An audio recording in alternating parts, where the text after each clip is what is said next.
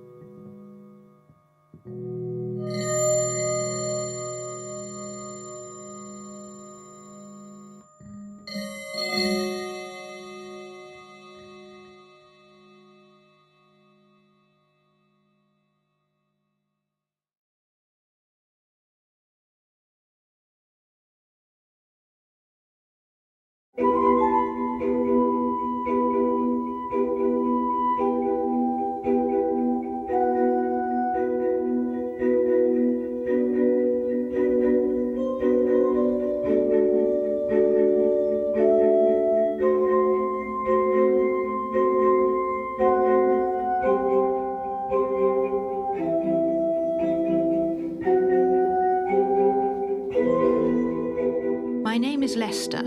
My father, Major General Wynne Lester, succumbed 5 years ago to a complicated liver complaint acquired in the deadly climate of India. A year later, my only brother, Francis, came home after an exceptionally brilliant career at the university and settled down with the resolution of a hermit to master what has been well called the great legend of the law.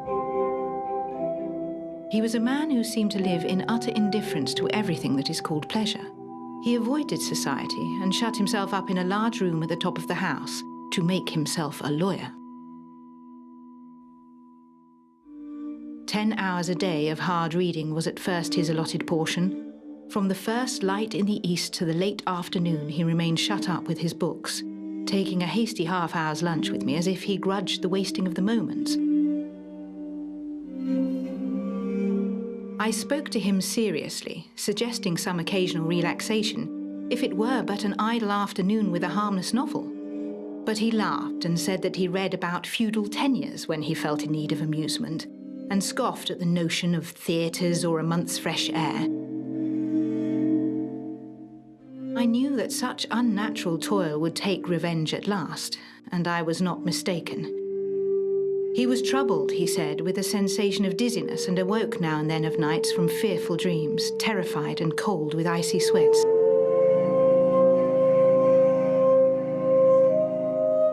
Much against his will, I prevailed on him to have medical advice, and with an ill grace, he called in our old doctor.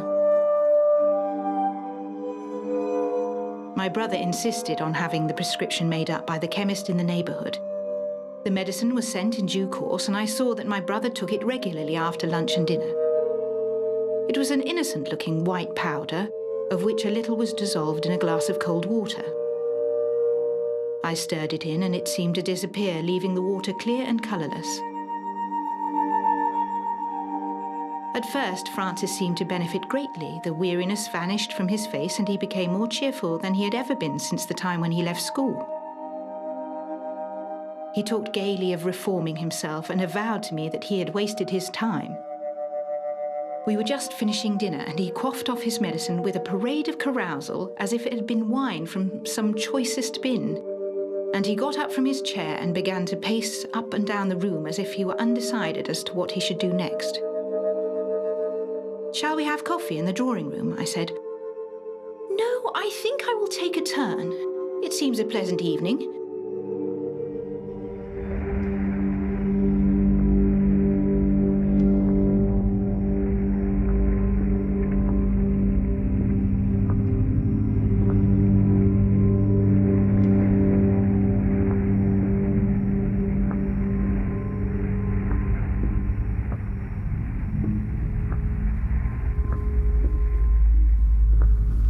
The door slammed behind him, and I saw him walk lightly down the street, swinging his Malacca cane.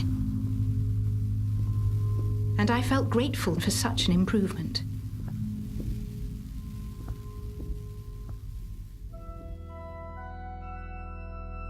I believe my brother came home very late that night, but he was in a merry mood the next morning. "I walked on without thinking where I was going," he said. enjoying the freshness of the air and livened by the crowds as I reached more frequented quarters. And then I met an old college friend, Orford, in the press of the pavement, and then, well, we enjoyed ourselves. I have felt what it is to be young and a man. Such was the transmutation of my brother's character that in a few days he became a lover of pleasure, a careless and merry idler of western pavements, a hunter out of snug restaurants, and a fine critic of fantastic dancing. I rejoiced and yet wondered a little, for there was, I thought, something in his gaiety that indefinitely displeased me, though I could not have defined my feeling. But by degrees there came a change. He returned still in the cold hours of the morning, but I heard no more about his pleasures, and one morning as we sat at breakfast together, I looked suddenly into his eyes and saw a stranger before me. I looked down and I saw his hand resting on the table. Between the thumb and forefinger there was a mark, a small patch about the size of a sixpence, and somewhat of the colour of a bad bruise. Yet, by some sense I cannot define, I knew that what I saw was no bruise at all. Without thought or fashioning of words, grey horror shaped within me at the sight. For the moment the stained sky became dark as midnight, and when the light returned to me I was alone in the silent room, and soon after I heard my brother go out. When my brother and I met the next day, I looked quickly at him and noticed with a sickening heart that the right hand, the hand on which I had clearly seen the patch, was wrapped up with a handkerchief. We sat down and I watched him. He scarcely ate or drank at all, and there was a look in his eyes that I had never yet seen, and the thought flashed across my mind that it was a look that was scarcely human.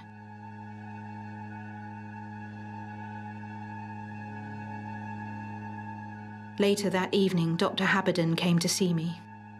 He shook his head with an air puzzled and incredulous and seemed to reflect for a few minutes. "And you say he still keeps up the medicine? But why? As I understand, all the symptoms he complained of have disappeared long ago. Why should he go on taking the stuff when he is quite well? And by the by, where did he get it made up?" "At Sace's. I never send anyone there. The old man is getting careless. Suppose you come with me to the chemist's. I should like to have some talk with him." It was an odd, old-fashioned shop, devoid of the studied coquetry and calculated glitter that makes so gay a show on the counters and shelves of the modern apothecary. Old Sace knew Dr. Haberden and was quite ready to give him any information. "You have been sending that in to Mr. Lester for some weeks, I think, on my prescription," said the doctor, giving the old man a penciled scrap of paper. The chemist held up the paper with a shaking hand. "Oh, yes," he said. "I have very little of it left. It is rather an uncommon drug, and I have had it in stock some time." The chemist gave him a glass bottle. He took out the stopper and smelt the contents and looked strangely at the old man. "Where did you get this?" he said. "And what is it? For one thing, Mr. Sace, it is not what I prescribed." "You had better give it to me," said Haberden. "I'm afraid something wrong has happened." We went out of the shop in silence, the doctor carrying the bottle neatly wrapped in paper under his arm. "Dr. Haberden," I said when we had walked a little way. "Yes," he said, looking at me gloomily enough. "I should like you to tell me what my brother has been taking twice a day for the last month or so." "Frankly, Miss Lester, I don't know. I shall have it analysed. I have a friend who has devoted his whole life to chemistry as a science." Dr. Haberden called a few days later. "I have no special news to give you," he said, "but I should like to see Mr. Lester if he is in." "He is in his room," I said. "I will tell him you are here." No, I will go up to him. We will have a little quiet talk together." The doctor went upstairs, and standing in the hall, I heard his knock and the opening and shutting of the door. And then I waited in the silent house for an hour, and the stillness grew more and more intense as the hands of the clock crept round.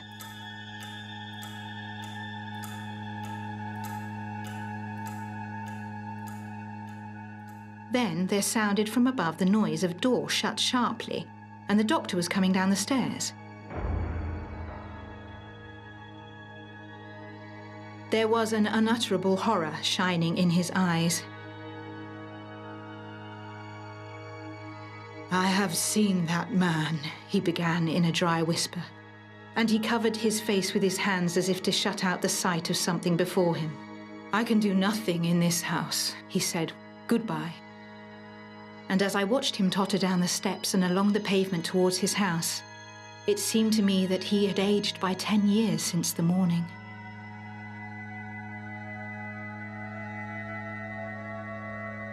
My brother remained in his room. He called out to me in a voice I hardly recognized that he was very busy and would like his meals brought to his door and left there, and I gave the orders to the servants. From that day, I lived in an ever-present sense of horror, going through the routine of the house mechanically and only speaking a few necessary words to the servants. My spirit delayed before the closed door of the upper room, shuddering, waiting for it to open.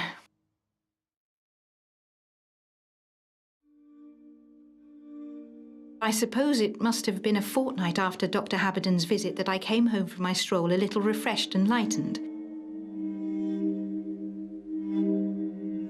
The air was sweet and pleasant, and the hazy form of green leaves floating cloud-like in the square had charmed my senses, and I felt happier and walked more briskly. As I delayed a moment at the verge of the pavement, I happened to look up at the windows, and instantly there was a rush and swirl of deep cold waters in my ears. My heart leapt up and fell down as into a deep hollow, and I was amazed with a dread and terror without form or shape. I had glanced up at the window of my brother's study, and at that moment the blind was drawn aside, and something that had life stared out into the world. I cannot say I saw a face or any human likeness. A living thing, 2 eyes of burning flame glared at me, and they were in the midst of something as formless as my fear, the symbol and presence of all evil and all hideous corruption. When I was within the door, I ran up the stairs to my brother's room and knocked. I heard a noise as of feet shuffling slowly and awkwardly, and a choking, gurgling sound as if someone was struggling to find utterance. And then the noise of a voice, broken and stifled, and words that I could scarcely understand.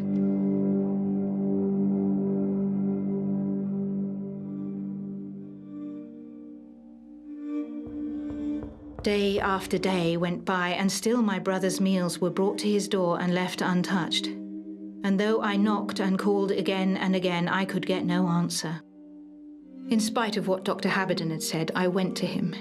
With tears streaming down my cheeks, I told him all that had happened, and he listened to me with a face set hard and grim. "I have brought you this packet. It contains the report of Dr. Chambers on what I submitted to him." I opened the envelope. I could not wait and proceeded to read the paper within. My dear Haberden, I have delayed inexcusably in answering your questions as to the white substance you sent me. But I am sure that you will find all that I am saying strange and repellent to your habits of thought. Yet, Haberden, what I tell you is the truth. You sent me a phial, stoppered and sealed, containing a small quantity of a flaky white powder, obtained from a chemist who has been dispensing it to one of your patients. And it has probably remained on his shelf for 20 years, or perhaps longer. During all these years, the salt in the bottle was exposed to certain recurring variations of temperature. And as it happens, such changes, recurring year after year, have constituted a process. And a process so complicated and so delicate that I question whether modern scientific apparatus directed with the utmost precision could produce the same result. The white powder you sent me is something very different from the drug you prescribed. It is the powder from which the wine of the Sabbath, the vinum sabbati, was prepared. The secrets of the true Sabbath were the secrets of remote times, secrets of an evil science. Men and women, seduced from their homes on specious pretenses, were met by beings well qualified to assume the part of devils. There, in the blackest hour of night, the Vinum Sabbati was prepared, and this evil grail was poured forth and offered to the neophytes, and they partook of an infernal sacrament. And suddenly, each one that had drunk found himself attended by a companion, a shape of glamour and unearthly allurement, beckoning him apart to share in joys more exquisite, more piercing than the thrill of any dream, to the consummation of the marriage of the Sabbath. By the power of that Sabbath wine, a few grains of white powder thrown into a glass of water, the house of life was riven asunder, and the worm which never dies, that which lies sleeping within us all, was made tangible and an external thing, and clothed with a garment of flesh.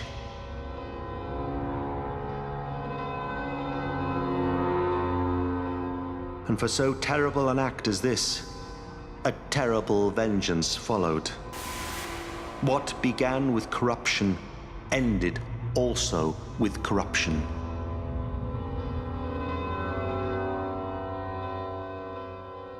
We went out together. The streets were dark and silent and heavy with heat. I saw the doctor's face white under the gas lamps, and when we reached the house, his hand was shaking. We did not hesitate, but went upstairs directly. I held the candle, and he called out in a loud, determined voice, "Mr. Lester, answer me at once." There was a sound of choking and a noise like water bubbling and regurgitating, but nothing else. "We are wasting time here. Will you be so kind as to get me a poker or something of the kind?" I ran into a little room at the back where odd articles were kept and found a heavy axe-like tool that I thought might serve the doctor's purpose. "Very good," he said. "I give you notice, Mr. Lester," he cried loudly at the keyhole, "that I am now about to break into your room." With a loud crash, the door suddenly burst open, and for a moment we started back, aghast at a fearful screaming cry, no human voice, but as the roar of a monster that burst forth inarticulate and struck at us out of the darkness. "There it is," said Dr. Haberden, drawing a quick breath. "Look in that corner." I looked, and a pang of horror seized my heart as with a white-hot iron. There upon the floor was a dark and putrid mass, seething with corruption and hideous rottenness, neither liquid nor solid, but melting and changing before our eyes. And out of the midst of it shone two burning points like iron, and I saw a writhing and stirring as of limbs. The doctor took a step forward, raised the iron bar and struck at the burning points. He drove in the weapon and struck again and again in the fury of loathing.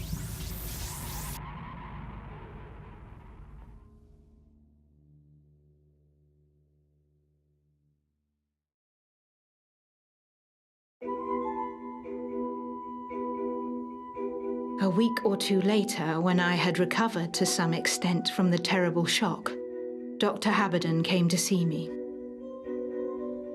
"Your brother confessed all to me on that morning when I saw him in his room. My attention was first attracted to the bandaged hand, and I forced him to show it to me. What I saw made me, a medical man of many years' standing, grow sick with loathing, and the story I was forced to listen to was infinitely more frightful than I could have believed possible.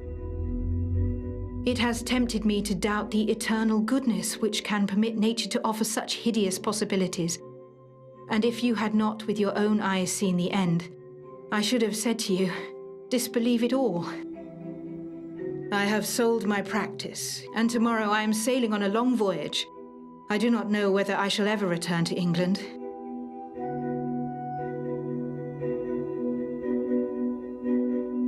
In the course of 2 or 3 months, I heard that Dr. Haberden had died at sea, shortly after the ship left England.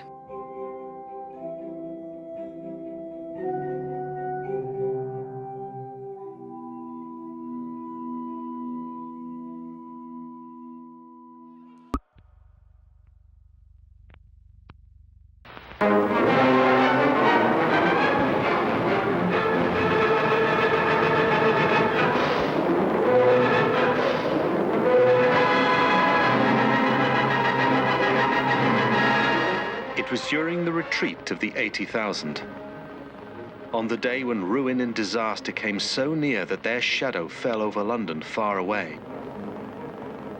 And, without any certain news, the hearts of men failed within them and grew faint, as if the agony of the army in the battlefield had entered into their souls.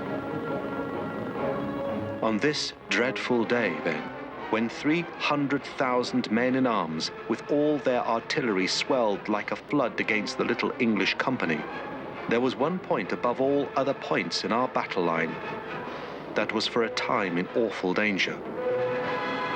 Not merely of defeat, but of utter annihilation.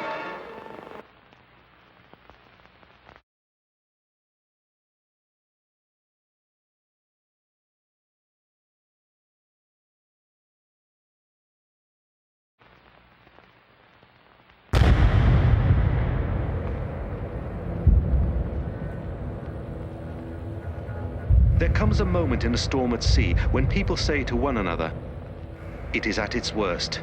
It can blow no harder." And then there is a blast 10 times more fierce than any before. And as the heat of the day increased, so did the fury of that terrific cannonade. There was no help, it seemed. The English artillery was good, but there was not nearly enough of it. It was being steadily battered into scrap iron.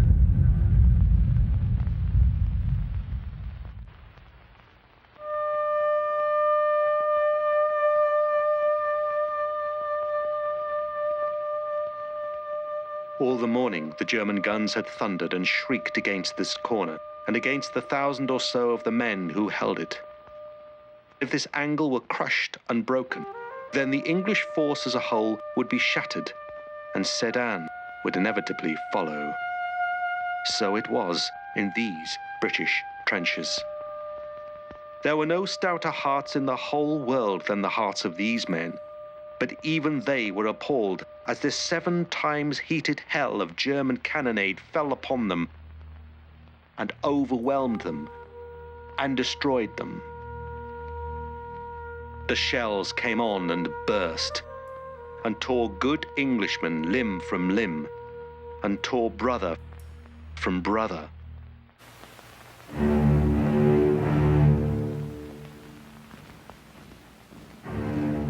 "500 of the 1,000 remained. And at this very moment, they saw from their trenches that a tremendous host was moving against their lines. As far as they could see, the German infantry was pressing on against them, column upon column, 10,000 of them. A grey world of men. There was no hope at all in these British trenches. They shook hands, some of them. One man improvised a new version of the battle song, "Goodbye, Goodbye to Tipperary," ending with, "And we shan't get there." And the few machine guns did their best, but everybody knew it was of no use. "World without end," said one of the British soldiers as he took aim and fired. And then he remembered a queer vegetarian restaurant in London, where he had once or twice eaten eccentric dishes of cutlets made of lentils and nuts that pretended to be steak. On all the plates in this restaurant, there was printed a figure of St. George in blue, with the motto, Adsit Anglis Sanctus Georgius. May St. George be a present help to the English. This soldier happened to know Latin, and now, as he fired at his man in the grey advancing mass 300 yards away, he uttered the pious vegetarian motto, Adsit Anglis Georgius. As the Latin scholar uttered his invocation, he felt something between a shudder and an electric shock pass through his body. The roar of battle died down in his ears to a gentle murmur. Instead of it, he heard a great voice and a shout, louder than a thunder peal, crying. His heart grew hot as a burning coal. It grew cold as ice within him, as it seemed to him that a tumult of voices answered. He heard, or seemed to hear, thousands shouting. And as the soldier heard these voices, he saw before him, beyond the trench, a long line of shapes with a shining about them.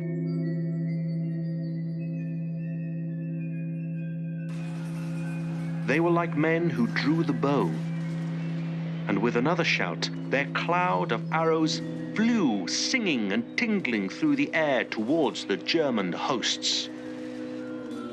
The grey men were falling by the thousands. The English could hear the guttural scream of the German officers, the crackle of their revolvers as they shot the reluctant. And still, line after line crashed to the earth. The singing arrows fled so swift and thick that they darkened the air. The heathen horde melted before them.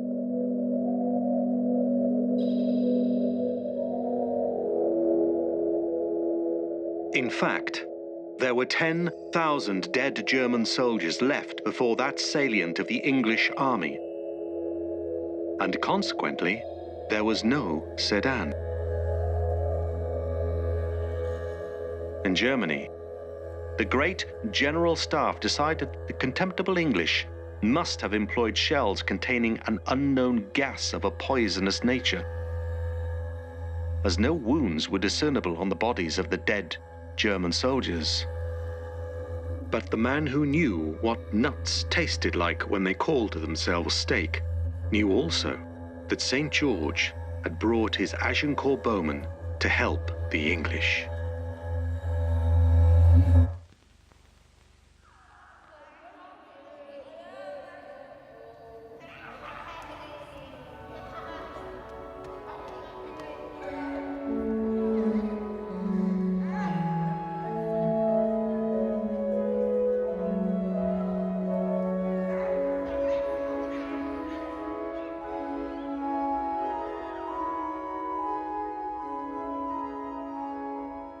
Once upon a time, I was sent forth on a May Monday to watch London being happy on their Whitsun holiday.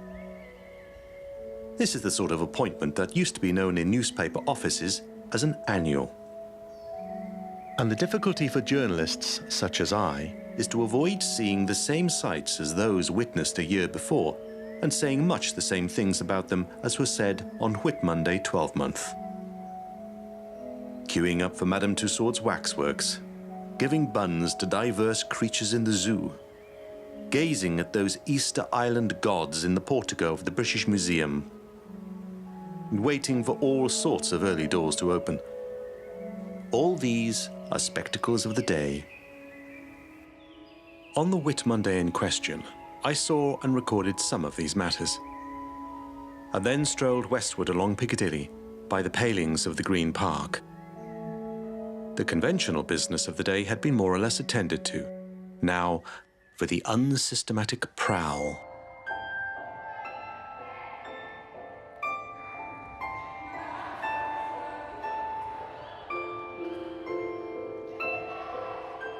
And then, I came across some boys, half a dozen or so of them, playing what struck me as a very queer game on the fresh turf of the park under the tender and piercing green of the young leaves. I have forgotten the preliminary elaborations of the sport, but there seemed to be some sort of dramatic action, perhaps with dialogue, but this I could not hear. Then one boy stood alone, with the 5 or 6 others about him. They pretended to hit the solitary boy, and he fell to the ground and lay motionless, as if dead. Then the others covered him up with their coats and ran away.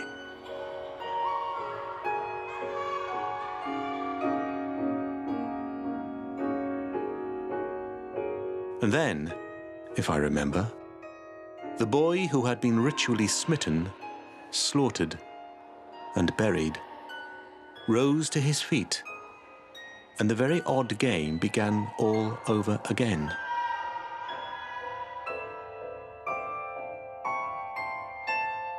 Here, I thought, was something a little out of the way of the accustomed doings and pleasures of the holiday crowds, and I returned to my office and embodied an account of this Green Park sport in my tale of Whit Monday in London, with some allusion to the curious analogy between the boys' game and certain matters of a more serious nature.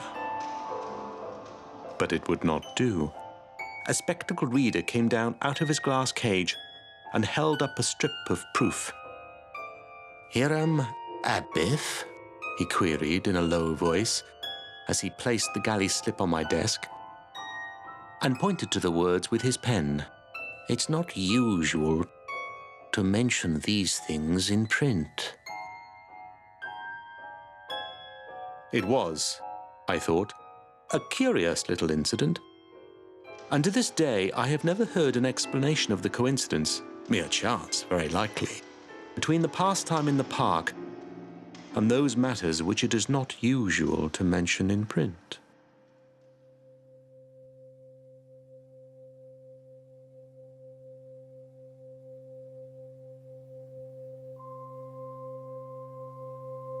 But a good many years later, this business of the Green Park was recalled to me by a stranger experience in a very different part of London. I had set out, once again, to explore, and soon I was deep in that unknown London which is at our very doors.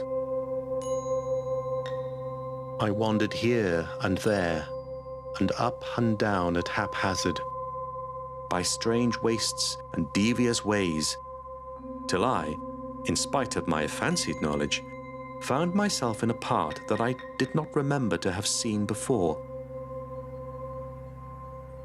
High, severe houses built of whitish bricks, all neat and well kept, and, for all sign of life or movement, uninhabited.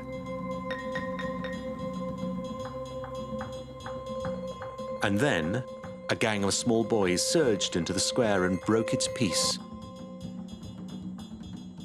There were about a dozen of them, more or less, and I took it that they were playing soldiers, apparently under the command of a young ruffian, somewhat bigger and taller than the rest. 2 of them banged incessantly with bits of broken wood on an old meat tin and a battered iron tea tray, and all of them howled as barbarously as any crooner, but much louder. The tin pan music went on steadily, but less noisily. It had become a succession of slow beats, and the howls had turned into a sort of whining chant. The boys found their game absorbing. They went through their queer performance. The bangs or beats on the tin and the tray grew softer and slower, and the yells had died into a monotonous drone. The leader went from boy to boy and seemed to whisper into the ear of each one. Then he passed round a second time, standing before each. and making a sort of summoning or beckoning gesture with his hand.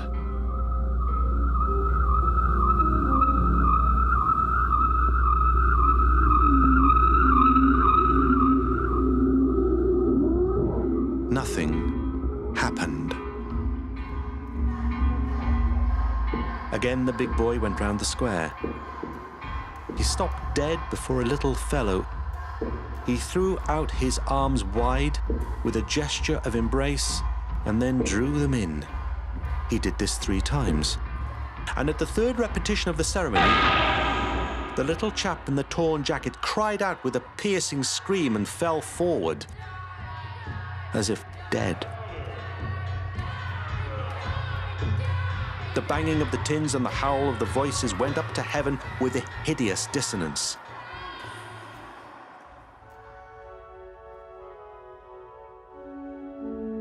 A week or 2 later, I was telling the tale to some friends. One of them pulled an evening paper out of his pocket. I read the headlines. Mystery death in North London Square. Playing soldiers. Boy falls down dead. Heart vessels ruptured. Home Office doctor puzzled. Coroner directs open verdict.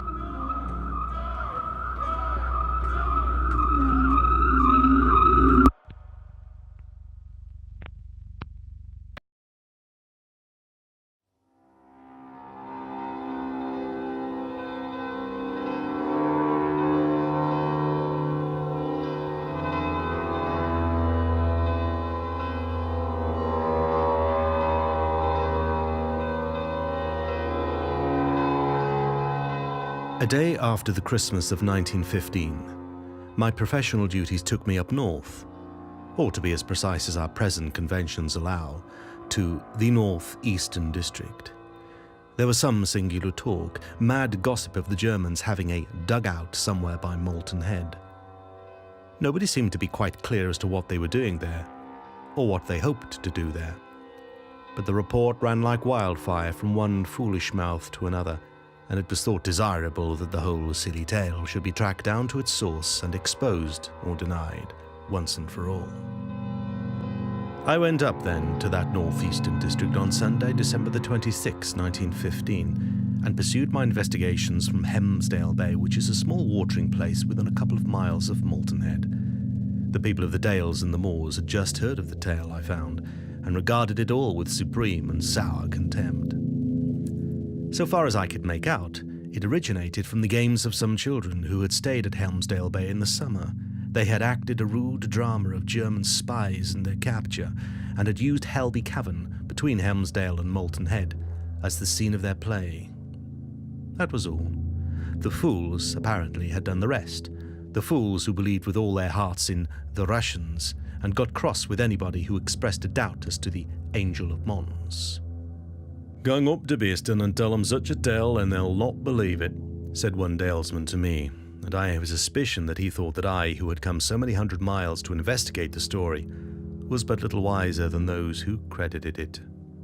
He could not be expected to understand that a journalist has 2 offices: to proclaim the truth and to denounce the lie.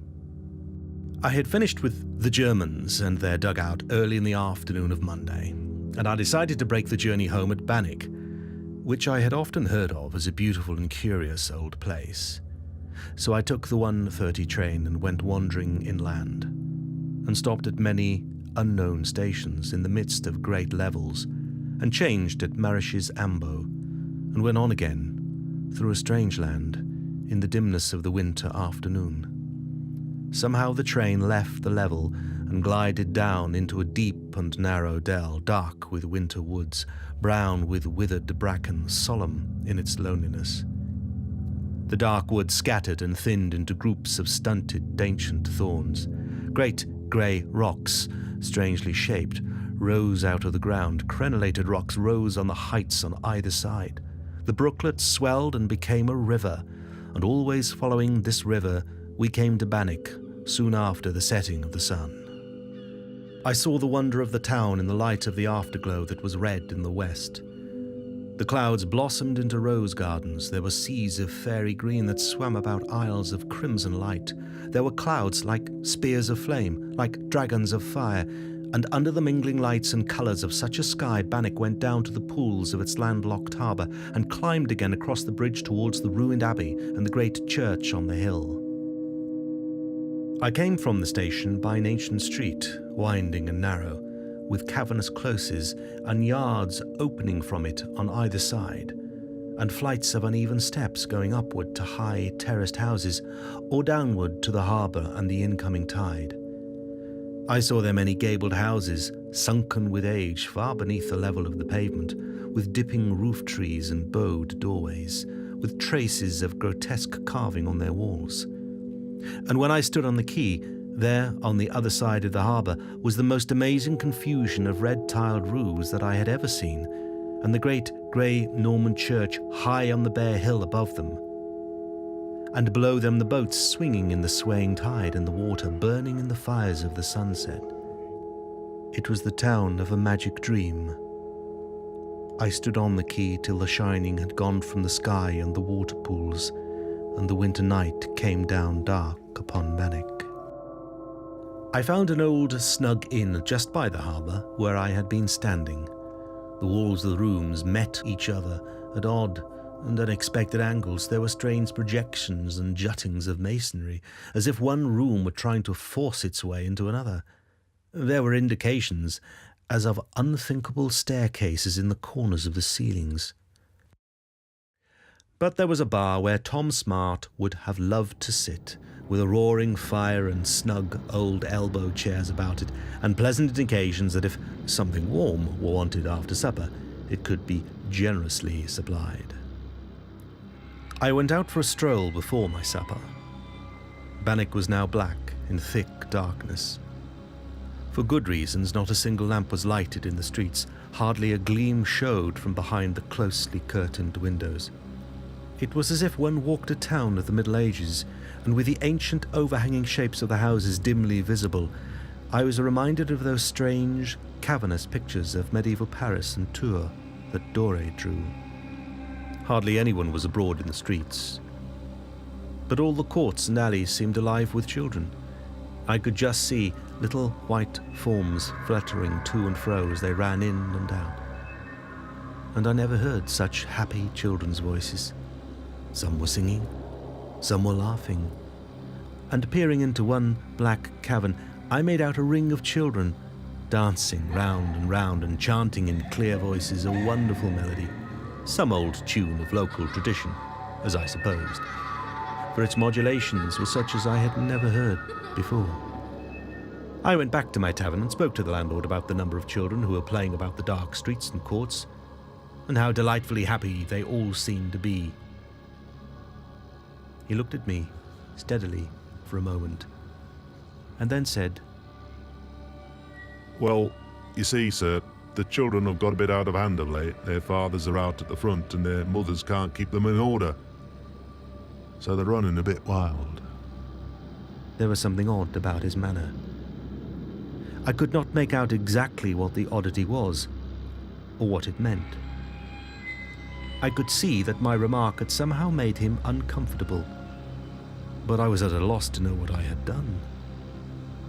I had my supper, and then sat down for a couple of hours to settle the Germans of Malton Head. I finished my account of the German myth, and instead of going to bed, I determined that I would have one more look at Bannock in its wonderful darkness. So I went out and crossed the bridge, and began to climb up the street on the other side, where there was that strange huddle of red roofs mounting one above the other that I had seen in the afterglow. And to my amazement, I found that these extraordinary Bannock children were still about and abroad, still revelling and carolling, dancing and singing, standing, as I supposed, on the top of the flights of steps that climbed from the courts up the hillside, and so having the appearance of floating in mid-air. And their happy laughter rang out like bells in the night. It was 11:15 when I had left my inn, and I was just thinking that the Bannock mothers had indeed allowed indulgence to go too far, when the children began again to sing that old melody that I had heard in the evening. And now the sweet, clear voices swelled out into the night and, I thought, must be numbered by hundreds. I was standing in a dark alleyway, and I saw with amazement that the children were passing me in a long procession that wound up the hill towards the abbey. Whether a faint moon now rose, or whether clouds passed from before the stars, I do not know. But the air lightened, and I could see the children plainly as they went by singing, with a rapture and exultation of them that sing in the woods at springtime. They were all in white, but some of them had strange marks upon them which, I suppose, were of significance in this fragment of some traditional mystery play that I was beholding. Many of them had wreaths of dripping seaweed about their brows. One showed a painted scar on her throat. A tiny boy held open his white robe and pointed to a dreadful wound above his heart from which the blood seemed to flow. Another child held out his hands wide apart, and the palms looked torn and bleeding as if they had been pierced. One of the children held up a little baby in her arms, and even the infant showed the appearance of a wound on its face. The procession passed me by, and I heard it still singing as if in the sky as it went on its steep way up the hill to the ancient church. I went back to my inn, and as I crossed the bridge it suddenly struck me that this was the eve of the Holy Innocents. No doubt I had seen a confused relic of some medieval observance, and when I got back to the inn I asked the landlord about it. Then I understood the meaning of the strange expression I had seen on the man's face. He was sick and shuddering with terror.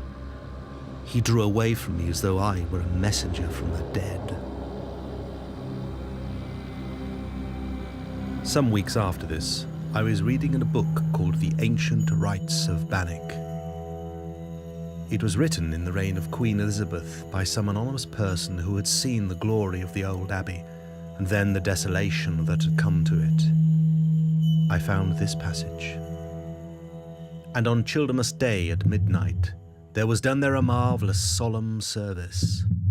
For when the monks had ended their singing of Te Deum at their matins, there came unto the altar the Lord Abbot gloriously arrayed in a vestment of cloth of gold, so that it was a great marvel to behold him.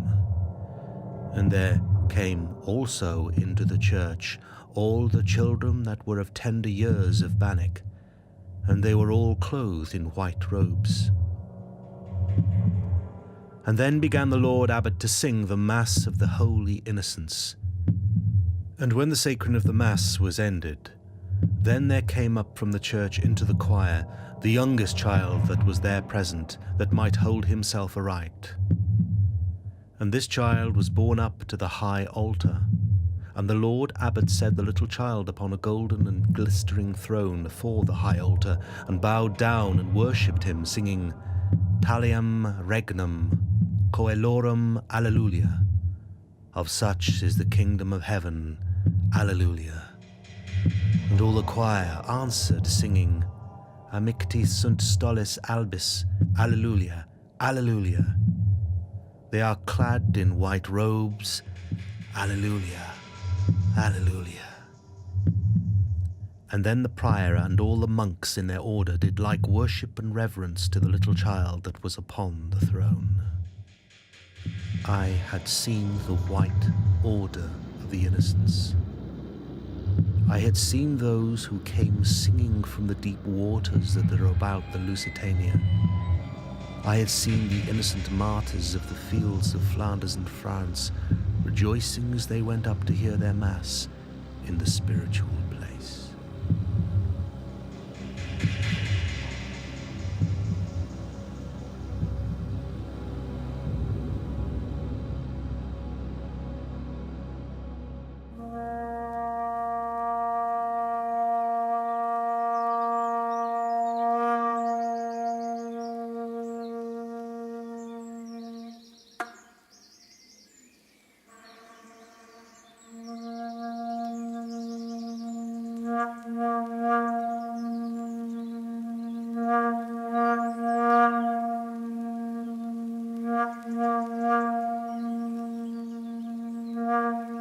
The old farmhouse on the hill flushed rose in the afterglow.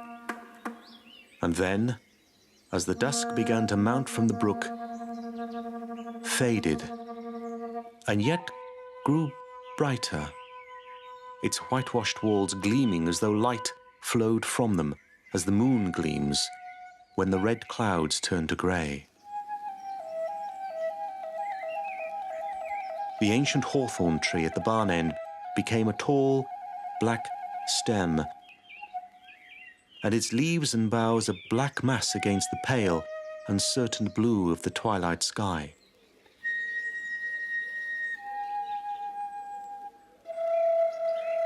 Leonard looked up with a great sigh of relief. And as the wind fell, the ripple of the water swelled into a sweeter song, and there was no other sound to be heard.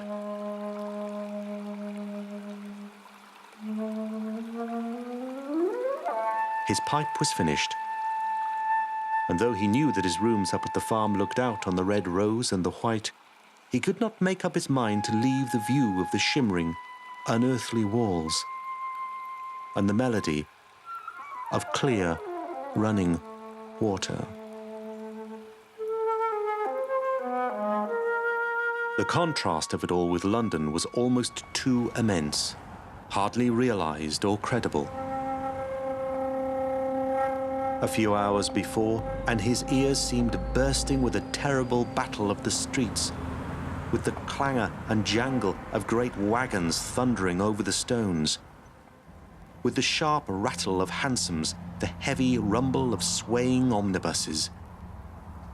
And during his journey, his eyes still saw the thronging crowds, the turbid, furious streams of men that pushed eastward and westward, hurrying and jostling one another, wearying the brain with their constant movement, the everlasting flux and reflux of white faces. And the air, a hot smoke, a faint, sick breath, as though from a fever-stricken city. The sky, all grey heat that beat upon weary men as they looked up through the cloud of dust that went before and followed them.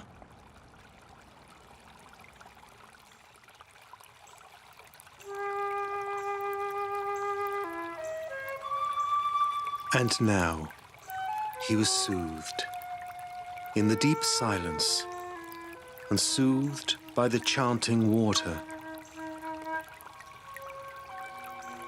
His eyes saw the valley melting into soft shadow,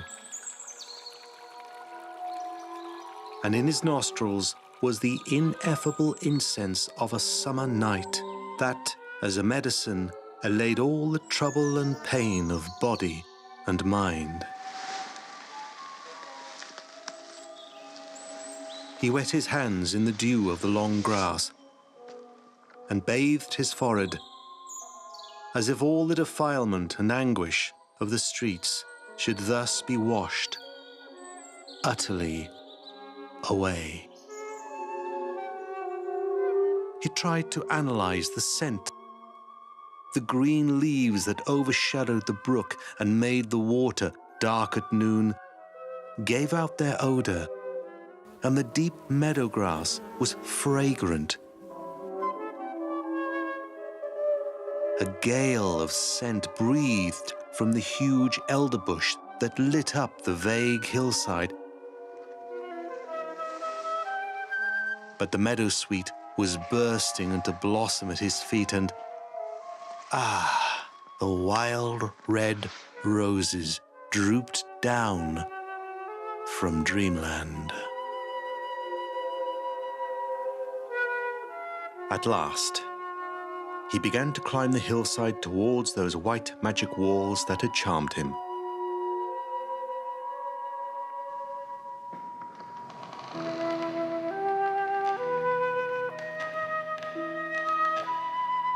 His 2 rooms were at the end of the long, low farmhouse.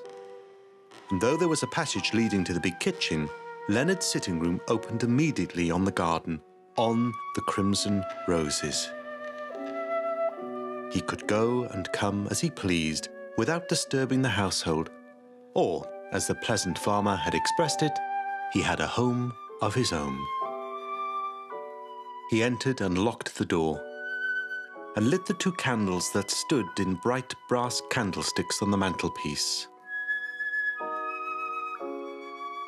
The walls were bulging and uneven, decked with samplers, with faded prints. And in a corner stood a glass cupboard displaying quaint, flowery china of some forgotten local pattern. The room was as quiet, as full of peace as the air and the night, and Leonard knew that here, at the old bureau, he would find the treasure he had been long vainly seeking. He was tired, but he did not feel inclined to go to bed. He lit his pipe again and began to arrange his papers, thinking of the task, or rather of the delight, before him. An idea flashed suddenly into his mind, and he began to write hurriedly, in an ecstasy, afraid lest he should lose what he had so happily found.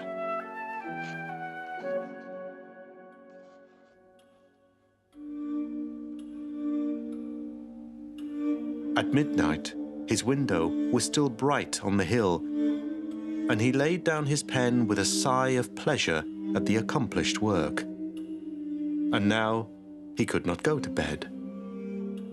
He felt he must wander into the night and summon sleep from the velvet air, from the scent of the darkness, from the dew. He gently unlocked the door and walked slowly between the Persian roses and climbed the stone stile in the garden wall. The moon was mounting to a throne in full splendor. And beyond the farmhouse, a great wood began. And as he thought of the green retreats he had glanced at in the sunlight evening, he was filled with a longing for the wood world at night, with a desire for its darkness, for the mystery of it beneath the moon. He followed the path he had noted, till on the wood's verge he looked back and found that the shape of the farmhouse had fallen into the night and vanished. He entered the shadow, treading softly, and let the track lead him away from the world. The night became full of whisperings, of dry, murmuring noises. It seemed soon as if a stealthy host were beneath the trees, every man tracking another. Leonard quite forgot his work and its triumph, and felt though his soul were astray in a new, dark sphere that dreams had foretold. He had come to a place remote, without form or colour, made alone of shadow and overhanging gloom. Unconsciously he wandered from the path, and for a time he fought his way through the undergrowth, struggling with interlacing boughs and brambles that dragged back his feet. At last he got free and found that he had penetrated into a broad avenue, piercing, it seemed, through the heart of the wood. The moon shone bright from above the treetops and gave a faint green colour to the track, which ascended to an open glade.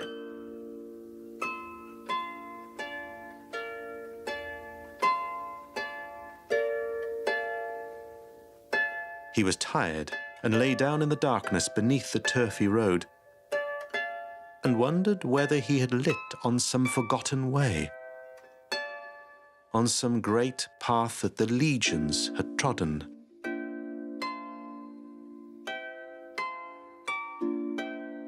As he lay there watching, gazing at the pale moonlight,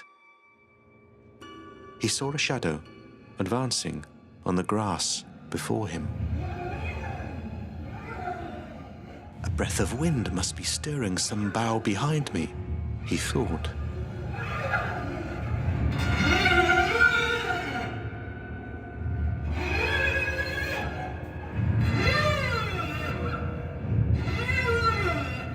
A woman went by.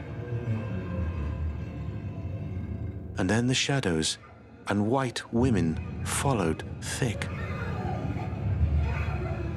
Leonard gripped hard at a stick he was carrying, drove his nails into the flesh.